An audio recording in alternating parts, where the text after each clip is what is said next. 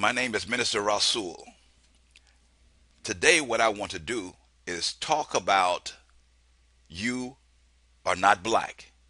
You're not Negro, you're not African American, and you're definitely not colored.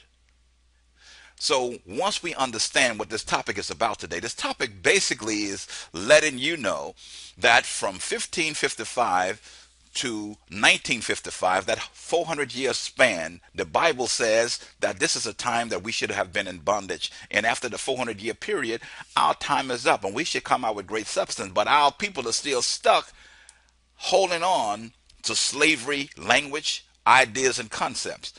My job today is to get somebody, maybe you, I don't know, to get somebody to begin to open their eyes and realize that you are self perpetuating slavery yourself today. You are the one who keeping slavery alive. And anytime you call yourself black, you're saying, I'm still in bondage, I'm a slave, I'm ignorant, I don't know that my freedom has come. When you call yourself Negro, you're saying the same thing. When you call yourself African American, you're saying the same thing. When you call yourself colored or people of color, you're saying the same thing, because no one in the world is defined by a color or an adjective to say that they represent a nation. Your nationality is not black. Your nationality is not Negro. Your nationality is not African American. Your nationality cannot be colored. So this is the point I want to drive home today. And if you get it, praise him. If you don't, praise him. From creation to 1554, I want you to understand there were no slavery, no Negroes, no blacks, no African Americans, and no colored folks in North America. It hadn't happened yet. I'm not going to get into the reasoning why this took place, but the Bible gives all the answers to the problem. I've done that on another lesson, but this particular lesson is something to give you the visual ability to understand the reason why you are not black, the reason why you are not Negro, the reason why you are not African American. This is what I want to get involved in today and want you to see this yourself. So let's get started. From 1555 to 1618, that's 63 years that they were making slaves from free nationals held in bondage on the Caribbean islands. What they were doing, they were turning these free national babies into homegrown slaves. How did this happen? Well, you get a free man that you capture, you get a free woman that you put in bondage, and you make sure that if you got an Israelite, you don't mix a female Israelite, you put another nation with that Israel. So you got an Israelite, and you might have somebody from the Congo, and they are in a cell. Well, what's going to happen over time, human nature is going to just going to have it where some of these people are going to get involved and have a relationship. So now, from that relationship, a child is born. Where the slave makers sit around and wait until that child is able to walk, then they take that baby away from the parents and put that baby in another area. This baby began to grow up without mother, without father. So there's no information being passed on to the baby other than genetics. The baby knows nothing about the language of his parents. The baby knows nothing about the culture of his parents. The baby knows nothing about the religion of his parents. The baby knows nothing, period, because the baby was taken at such a young age that no information had passed to the child. This is what we call homegrown. When you hear the word homegrown, it means exactly that. It was grown at home in the Caribbean in a way that was good for nothing but servitude. See, these free nationals held in bondage, they were cataloged under one name. See, with people coming from different countries like Israel, they're coming from Egypt, they're coming from Morocco, they're coming from Algeria, they're coming from the Congo, they're coming from Ghana. So they were not going to sit there and catalog each person's name. What they did, they chose one nation to put everybody under. The name that they chose was the country of Niger. But what happened was the slave makers mispronounced the word Niger and they pronounced it nigger. Just like most African people and African names and stuff, you begin to talk to people that's not from that land, they mispronounce our names. You know, if your name is Muta, they will say Mutta. So this is just an example of how it was with the slave makers. They pronounced Niger as nigger. Same spelling, Niger, just different pronunciation. Now, when you say nigger, you are mispronouncing the word Niger. But educated African Americans refuse to solve their own problem because they think that they will lose income, they'll lose their job. And we have been taught by our parents that you go to school to get a good education. We were never taught to go to school to get an education to solve our problems. We were never taught to go to school to get an education to reason and solve our problems. We were taught to go and get a good job, and this is what our educated people doing today. They are going to get a good job, and that's all they want. And this is a big, big problem because we ourselves, brothers and sisters, have become the laughingstock of the world. Now, when you go to the map of Niger and you begin to look at it, look at that word Niger. Now, just because you add another G, does it change the fact that you're talking about Niger? Of course not. But for some reason, our educated people can't see this. They fall apart if you say nigger. Oh my God, don't call me the N-word. What are you talking about? It's a word that has an extra G in it. The word is Niger. They fall apart when they hear this. Why? Because of ignorance. Now, when you begin to look at those behind the slave trade, see what they would not do. They would not admit to their own ignorance. And the reason they wouldn't commit to their own ignorance is because of pride. So instead of admitting that, okay, I mispronounced the word Niger, they just added another G, making Niger into nigger so they could keep their pronunciation. Now let me show you this one more time because I want you to understand where I'm coming from. Look at Niger. The word is still Niger, even though it got another G. But it doesn't take an educated brain for this. It's common sense. It's common sense that when you go to the world map, you begin to look at different countries. If somebody call you a nigger, why are you falling apart? Instead of correcting them, first of all, saying to them, excuse me, the words you're trying to use on me is actually a country in Africa called Niger. Because of your stupidity, because of your ignorance, you added another G so you can keep your mispronunciation of the word Niger. You pronounce it nigger, Niger. But when you were told that you mispronounced this African country's name, your people just added another G. It didn't change the fact that you're talking about Niger, but that's not how we approach it. We hear somebody call us nigger and we fall apart. Now, why do we fall apart? Because our people suffered and died under the name nigger. Yes, everybody suffer and die. But just because you suffer and die doesn't mean that your senses suffer and dies along with the suffering of our people. Just because someone treat us cruelly doesn't change the fact that your knowledge should be able to correct the wrong that has been done to our people. But we sit there and we act like we are an ostrich. We put our head in a hole and have our bodies out. Now, what do I mean when I say we act like an ostrich? We do these things because we don't know any better. Education has actually made us ignorant. We are more ignorant through education than any time in our past.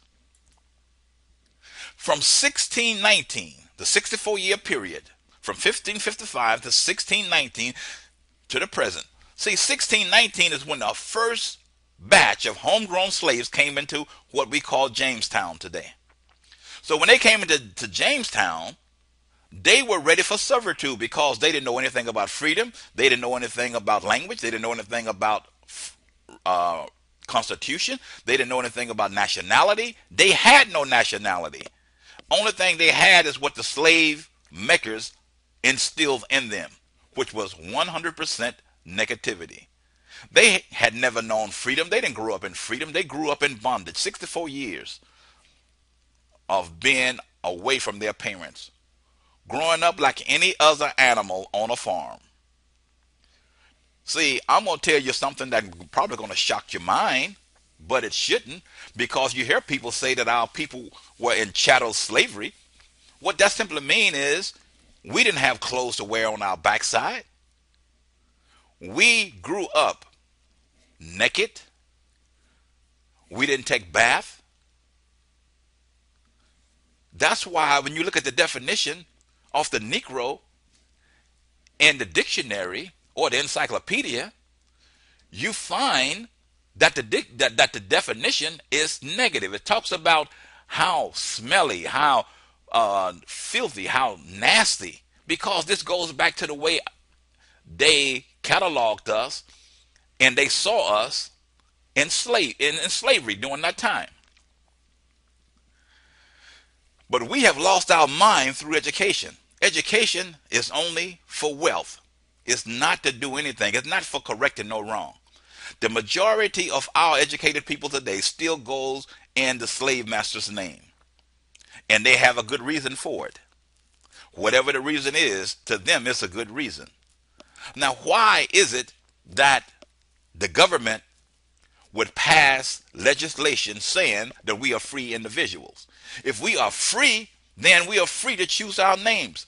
But you know, those of us who are conscious about who we are, when we go back and connect with our past, many of our educated brothers and sisters can't stand it. They hate it because they look at us as being a sellout. A sellout. Think about that. Now, we have become the laughingstock of the world, whether you know it or not, because something as simple as nigger and Niger, everybody else in the world can see it. Every other nationality can see that there is a place, a country called Niger. And just because some idiot added a G to Niger, it doesn't change the fact that the country exists. And those words got association. But we can see it in Negro. Now you go to the world map, there is no country nowhere known as Negro. There's no country known as colored. There's no country known as black. There's no country nowhere known as African American, and people of color. Now you think on that for a minute. Nowhere on the map you can go and find anything like this here, but this is what our people gravitate toward. Here we are in 2014 and we're calling ourselves African American. This goes to show you we are deaf, dumb, blind, and dead. Now, from creation to 1554, just dealing with the African continent, the people that were stolen, bought, or kidnapped from Africa were free nationals. They had their own constitution, they had their creed, they had their flag, they had their land, they had their language, they were independent, and they had their religion, but more important than all of that, they had their history. They knew who they were. They can go back and talk about generation and generation and generation, go all the way back to the beginning of time. But boy, when they took those and they brought them through the portal where they created what we call slavery, slavery brought on us so much suffering. It brought on us death. Many of our people today are in prison. We got this great dependence. We got this dependency on our government. Here we are stuck in bondage, not able to do anything for ourselves. And we live with education. We got master's degrees. We got doctorates and everything, but we are so ignorant. That's what slavery cost our people. We don't want to admit to it. We pretend like nothing happened to none of us. Because I got my degree, because I got my education, I'm making money. I'm living in the big house. I got me a nice car. I got clothes. I can communicate with other people in the language that they speak. And that makes me somebody. You are nothing but a damn fool. So from 1555 to the present, nigger, Negro, black, colored, African American is how we are rolling today. This is what we talk about. We label ourselves by these adjectives, and they have no connection to anybody. You can't go back from 1554 and find a nigger. You can't go back in 1554 and find a Negro. You can't go back and do anything. Now they tell you, well, the word Negro comes from Spanish. What does that mean to a person who can go back to creation? When you were the first people on this planet, there was no such thing as Spanish. Spanish was not even around. Nowhere. Spanish. That's a Spanish word. So what that got to do with you? When you go back, you can go back to creation. When God said, let us make man in our image and after our likeness, who was he talking about? You were the very first people on this planet, man. So once you understand that you came from the beginning of creation, fashioned in the image of the Elohim, how can you, through your education, fall for the fact that because the word Negro in Spanish, Negro in Spanish means black, this is something that you should identify yourself with? This is a fool talking here, an educated fool with doctorate degrees. Something is wrong with that. But see, we don't want to admit that during the making of slaves, we lost everything because we were torn away from our parents in slavery. We lost everything. No knowledge of self, no knowledge of kind, no knowledge of our past, no history of anything, no knowledge of our religion. And here we are today, a homegrown slave that got educated, and we don't even want freedom. And we don't mind if you call us deaf, dumb, and blind, and dead. Because when you come to us with truth, there's something that we hate. We don't want no truth. But what we love, baby, we love some wickedness. And we love being phony. We are real phony, y'all. Oh, we can put on a show for you in a heartbeat. But I'm here to tell you this, whether you like it or not. It's time to wake up all sleepers. You cannot sleep any longer. It's time for a change. See, now if I took the same scenario and used Chinese people, they are great people, they are smart people, they're highly intelligent people.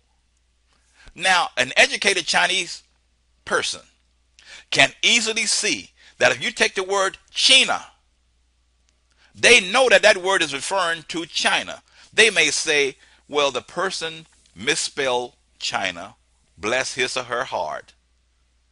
And they can deal with that. But educated black people, educated African American people, educated Negroes, educated people of color, they can't deal with that, man. They got a problem. See? They can't see that nigger is referring to Niger. Oh, they can't see that. They are blind to the truth. Now look at the word China. Look at the map, China. China turned into China, and I guarantee you, every Chinese person, every other people in the earth can see that that word is referring to a country called China. They have no problem with that. But let's do another one. If I'm talking to an educated German person, a German person can easily see that Germany is referring to Germany. But again, educated black people can't see that nigger is referring to Niger. They just cannot see it. Deaf, dumb, and blind forever. An educated fool. So you see why we are the laughingstock of the world? People look at us, and here we riding around in a Rolls Royce. Here we are living in a mansion. Here we are got some of the finest clothes that designers can put out. And we are so ignorant to something as simple as understanding that N-I-G-G-E-R is referring to N-I-G-E-R. And as soon as that person with all of this wealth is approached by another nationality, and that nationality or that person from another nation would say, nigger, oh man, just like a crumb cake, they fall apart. Instantly fall apart. Oh, man, you call me that. I'm getting on the phone. 911. I got a hate crime going on. A hate crime going on. This man called me a nigger. But if he called you Negro, you smiling. We don't refer to ourselves as Negroes anymore. That was my granddaddy. We are known as African Americans now. Proud to push this BS. You know, proud to go with that.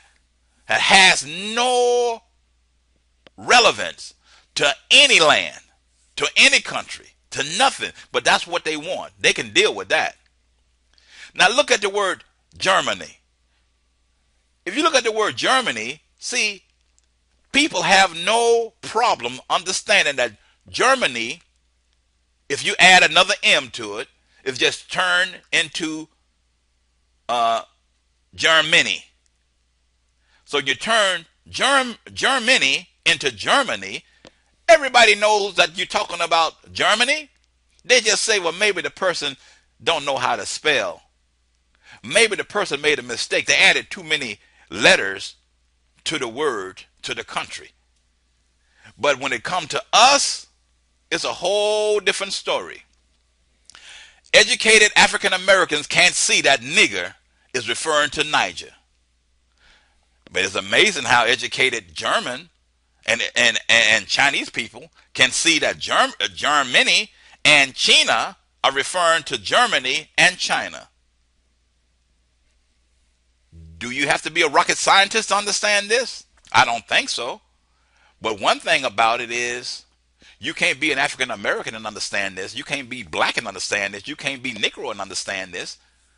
You can't be colored and understand this. Something is wrong. Now again, look at the word. Niger. Turn into nigger. No problem at all, is it? Niger, nigger. Niger, nigger. Niger turned into nigger. And man, you use that word nigger, I have a fit, a hissy fit at that.